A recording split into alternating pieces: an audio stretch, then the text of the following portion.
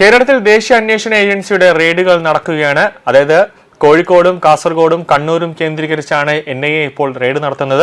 വരും ദിവസങ്ങളിൽ അതായത് നിലവിൽ നടത്തുന്ന റെയ്ഡിൽ നിന്നുമായിരിക്കും മറ്റ് ജില്ലകളിലേക്ക് അന്വേഷണം വ്യാപിപ്പിക്കണോ അല്ലെങ്കിൽ റെയ്ഡ് വ്യാപിപ്പിക്കണോ എന്ന് NIA ഒരു നിഗമനത്തിലേക്ക് എത്തുന്നത്.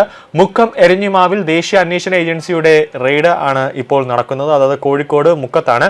എരഞ്ഞിമാവ് സ്വദേശി ഹാരിസിന്റെ വീട്ടിലും സ്ഥാപനത്തിലുമാണ് പരിശോധന നടക്കുന്നത്.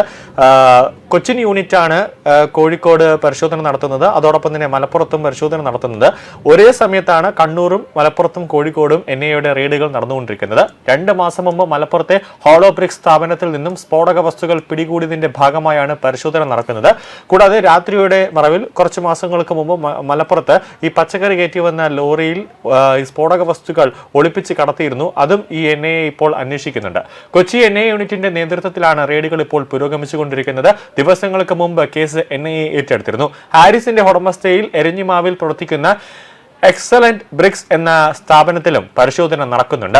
സ്ഫോടക വസ്തു പിടികൂടിയ സംഭവത്തിൽ തിരൂരങ്ങാടി പോലീസ് സ്റ്റേഷനിൽ രജിസ്റ്റർ ചെയ്ത കേസിൽ 1-ാം പ്രതിയാണ് ഹാരിസ്. പ്രതിയെ പോലീസ് ഇതുവരെ അറസ്റ്റ് ചെയ്തിട്ടില്ല. കേസിലെ 3-ാം പ്രതിയായ കാസർഗോഡ് സ്വദേശി മുഹമ്മദ് സലീമിന്റെ വീട്ടിലും പരിശോധന നടക്കുന്നുണ്ട്. കേസിൽ ഇയാൾ അറസ്റ്റിലായിട്ടുണ്ട്. കാസർഗോഡ് ചിറ്റാരിക്കാൽ പോലീസ് സ്റ്റേഷൻ പരിധിയിലെ കടുമേനിയും അവിടെയും പരിശോധന നടക്കുന്നുണ്ട്. നേരത്തെ കരിങ്കൽ ക്വാറി നടത്തിയിരുന്ന സജി എന്ന ആളുടെ വീട്ടിലും ക്വാറിയിലുമാണ് ഇപ്പോൾ NIA പരിശോധന പുരോഗമിച്ചുകൊണ്ടിരിക്കുന്നത്. മലപ്പുറത്തെ ഹോളോബ്രിക്സ് സ്ഥാപനത്തിൽ സ്ഫോടക വസ്തുക്കൾ പിടിച്ചതുമായി ബന്ധപ്പെട്ടുള്ള അന്വേഷണത്തിന്റെ ഭാഗമായാണ് വ്യാപകമായ റെയ്ഡ് 3 ജില്ലകളിൽ നടക്കുന്നത്.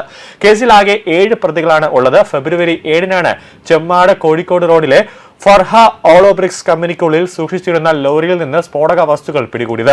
448 പെട്ടികളിലായി ഒളിപ്പിച്ച 89,600 ജലാറ്റിൻ സ്റ്റിക്കുകളും 10,500 നോൺ ഇലക്ട്രിക് ഷോക്ക് ട്യൂബ് ഡിറ്റനേറ്ററുകളുമാണ് അന്ന് പിടിച്ചെടുത്തത്.